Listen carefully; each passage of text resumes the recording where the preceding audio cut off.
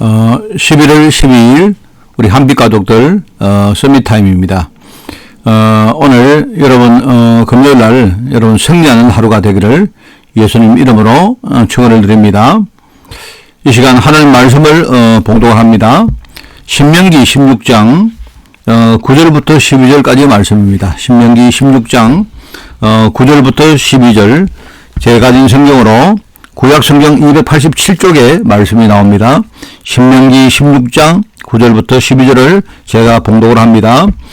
7주를 셀지니 곡식에 낫을 대는 첫날부터 7주를 세어 네 하나님 여호와 앞에 7주절을 지키되 네 하나님 여호와께서 네게 복을 주신 대로 네 힘을 헤아려 자원하는 예물을 드리고 너와 네 자녀와 노비와 네 성중에 있는 레위인과 및 너희 중에 있는 객과 고아와 가부가 함께 네 하나님 여호와께서 자기의 이름을 두시려고 택하신 곳에서 네 하나님 여호와 앞에서 즐거워할지니라.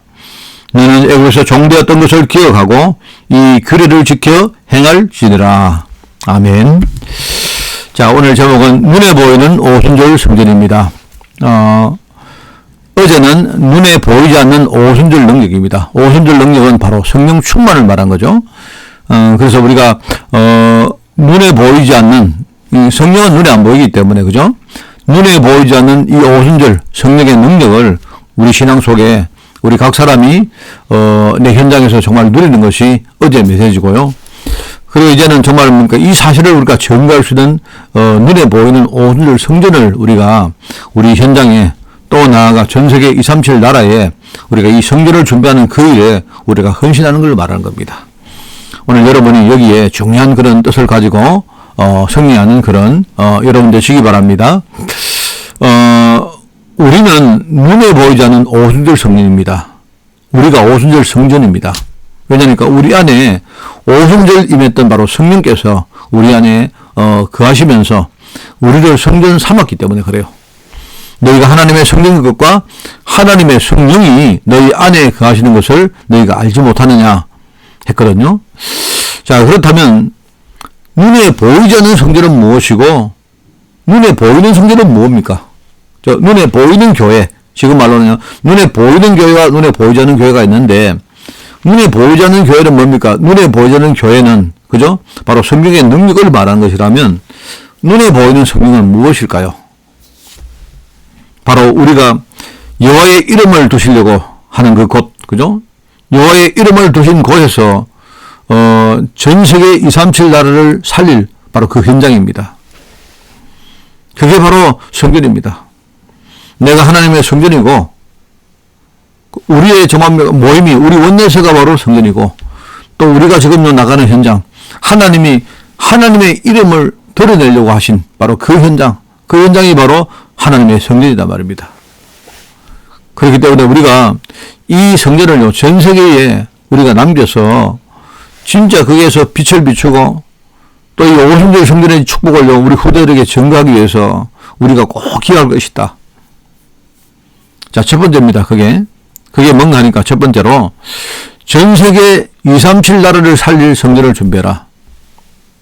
전 세계 237 나라를 살릴 성전을 우리가 미리 준비하는 겁니다. 그게 뭘까요? 여러분, 그 성경은요, 성전을 지어라 했거든요. 성전을. 그래서, 이 시대의 사명을 깨달은 그 다윗 왕이 평생 동안 백성들과 함께 성전 건축을 위해서 조금씩 말입니다. 함께, 이 자기들 재물을 모으고 하나님께 헌금을 드리면서, 그죠? 하면서 이 성전을 만드는 그 중요한 어떤 그 신앙을요, 구체화시켜 갑니다. 물론 나중에 이 준비된 이 예물을 가지고 성전을 실제로 건축한 사람은 그 자녀 아들 솔로몬 왕입니다. 그런데 솔로몬이 지은 게 아니고요. 다윗 때부터 성전을 조금씩 전부 다 구체화시켜 왔던 것입니다. 그런데 이 성전은 원래 하나님이 이 성전을 지으라고 할 때에 거기에 많은 어떤 여러 가지 어떤 구성품들이 있고 또 그 안에 많은 어떤 장소들이 딱 있었습니다.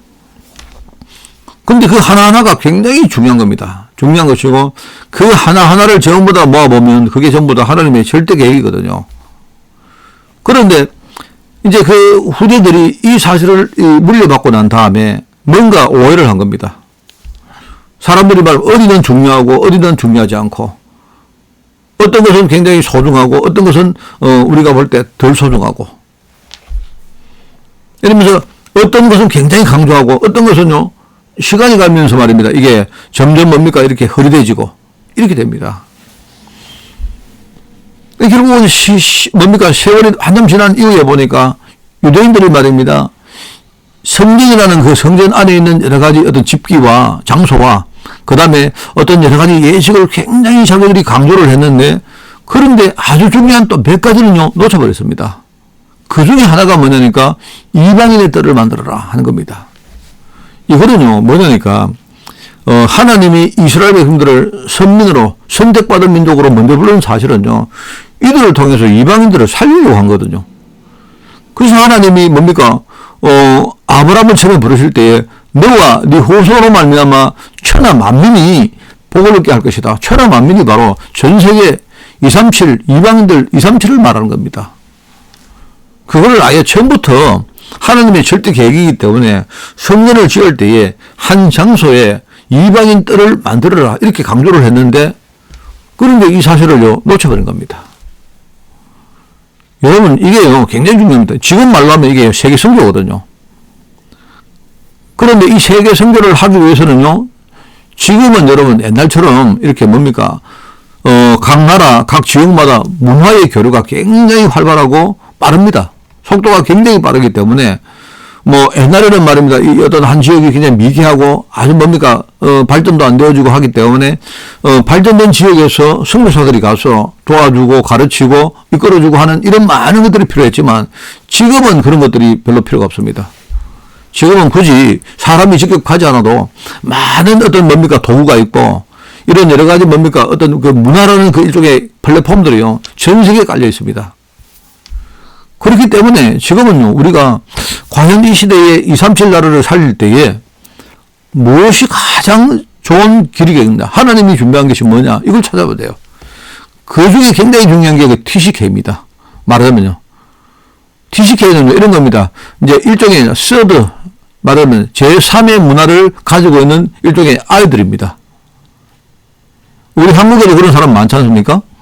부모님이 저기에 동남아에 계시는 어떤 뭡니까 어머니가 한국에 있는 아버지하고 결혼한 겁니다. 그래서 여기에 태어난 아이가 있는데 이 아이는 내가 볼 때는 이 아이는요 엄마는 베트남 사람이고 아빠는 한국 사람인데 그럼 이 아이는 그런 베트남 사람입니까 한국 사람입니까? 이것도 저것도 아니거든요. 그 아이는 그 아이대로의 뭡니까 어떤 자기만의 어떤 제3의 문화를 가지고 있단 말입니다. 근데 이런 아이들을요, 우리가 제대로 이렇게 케어를 못 해주면 굉장히 문화 충격 때문에 이 아이들이 상처를 받고 따돌림을 받고 스스로 외톨이가 되고 이렇게 됩니다. 그런데 이걸요, 반대로 우리가 정말로 중요한 계획을 붙들고 이런 애들을 키워주면요, 이 애들이요, 베트남도 살리고 한국도 살리고 그러면서 또 다른 TCK를 살릴 수 있는 그런요, 아주 중요한 제자가 되어집니다. 이런 걸 말하는 겁니다. 또 지금 한국에는 많은 외국인 근로자들이 돌아와 있습니다.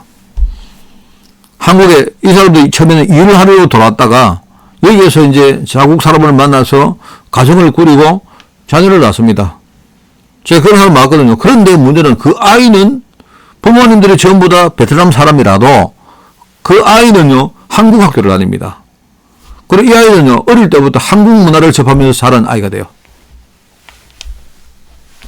그런 아이를 우리가 TCK라 말합니다. 제3의 문화를 가지고 있는 그런 아이다 이 말입니다. 굉장히 중요하지 않습니까?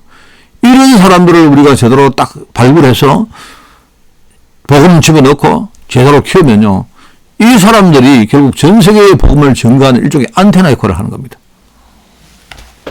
이런 사람들을 우리가 이렇게 불러들이고 하는 이게 일종의 플랫폼이라면요, 결국은 뭡니까? 이런 아이들이 안테나 역할을 하는 겁니다. 그리고 결과적으로 뭐냐니까 이 아이들이 나중에요, 성장해서 하나의 교회가 되어지면요, 결국은 이런 아이들이요, 가든지 아니면 불러들이든지 전 세계 237 나라의 사람들을 모아서 그들을 진짜 살리고 그들에게 사역할 수 있는 플랫폼이 되는 겁니다. 그러면 앞으로의 성전은요, 결국은요, 앞으로 미래는요, 굉장히 어떤 문화적으로 굉장히 뭡니까, 다문화, 그리고 아주 강한 문화, 그죠? 이런 어떤 충돌을 얻는 이런 아주 복잡한 문화들이 만연할 것이지만, 그런데 결국은요, 앞으로의 성전도 영원 전부터 영원 후까지 내다본 일종의 복음의 컨텐츠, 이거를 우리가 어떻게 그 시대에 맞도록 우리가 이렇게 전달하고 할 것인가, 이런 컨텐츠를 만드는 것이 중요하다 말입니다. 우리가 지금요, 이제 이 시대에 정말로 이 오순절 성전을 준비를 할 때에 이런 것들을 볼 수 있는 눈이 있어야 돼요. 그러면서 이제 결국은 어떻게 그럼 시작하느냐 할 때, 그 두 번째입니다. 이들을요, 치유시키는 겁니다. 그 사람들이 가지고 있는 고유한 문제, 아무도 그걸 이해하는 사람 없습니다. 이들의 말을 들어주고, 이들 속으로 우리가 파고 들어가서 이들을 치유시키면요, 이런 사람은 금방 서밋이 됩니다.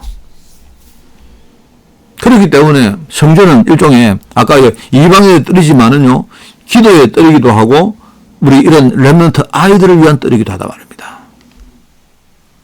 그렇기 때문에 우리는 지금요, 복음의 이 능력을 정말 누리면서 지금 이 시대의 영적인 병들, 또 마음과 정신에 많은 그런 문제들, 그죠? 또 육신의 어떤 여러 가지 불치병들이나 이런 난치병들, 이런 질병들에 고통당하는 사람들을 치유할 수 있는 뭔가 그런 컨텐츠가 필요하고요. 내가 볼 때는 참 이런 것들이 정말 너무너무 지금 심각합니다. 나가서 말입니다. 어떤 그 렘넌트들이 이 시대에 정말로 그 다음 시대를 책임질 사람들 아닙니까? 그렇기 때문에 서밋의 자세와 그릇을 갖추도록 돕는 그런 일종의 그런 어떤 컨셉과 일종의 그런 시스템을 실제로 우리가 준비하면 하나님이 얼마나 기뻐하겠습니까? 여러분, 우리는 지금부터 우리는 능력이 없기 때문에 우리가 다 할 수 없습니다. 그런데 하나님은 벌써 다 준비를 해놨다 합니까? 그렇기 때문에 우리 영혼 속에 오늘 우리가 보좌와 통하는 말씀이 담겨지면요, 그러면 영원한 축복, 영원한 237의 응답들이 오늘 우리에게 오게 된다 이 말입니다. 내가 오늘 서밋타임, 하나님의 보좌와 통하는 시간을 통해서 내가 정말로 살고, 내가 하나님의 절대 계획 속에서 이 시대에 정말로 성전이 뭔가, 하나님이 나와 우리 교회에 원하시는 정말 우리만 가지고 있는 이 유일성의 성전이 뭘까, 이걸 준비하고 결단하고 여러분이 기도하면서 여러분이 여기에 헌신하는 그런 여러분 되시기를 예수님 이름으로 축원을 드립니다. 기도하겠습니다. 하나님 아버지 감사드립니다. 우리도 이 오순절 우리 성전을 생각하면서 하나님 이 시대에 원하시는 이 오순절 성전을 위해서 우리가 눈을 열고 하나님이 가장 원하시는 그 여러 가지 안테나를 우리가 정말로 찾고 그들이 플랫폼을 만들며 나가서 정말 중요한 것을 살릴 수 있는 그런 컨텐츠를 증거시킬 수 있는, 증거할 수 있는 그런 교회로 저희들 준비되어지기를 원합니다. 여기에 부름받은 우리 성도들과 중직자들 주님이 축복하시고 오늘부터 우리가 정말 중요한 결단 속에 내 자신을 하나님께 드리며 하늘 보좌와 늘 소통하는 시간이 지속될 수 있도록 주님이 축복하여 주옵소서. 감사를 드리며 예수님의 이름으로 기도드리옵나이다. 아멘.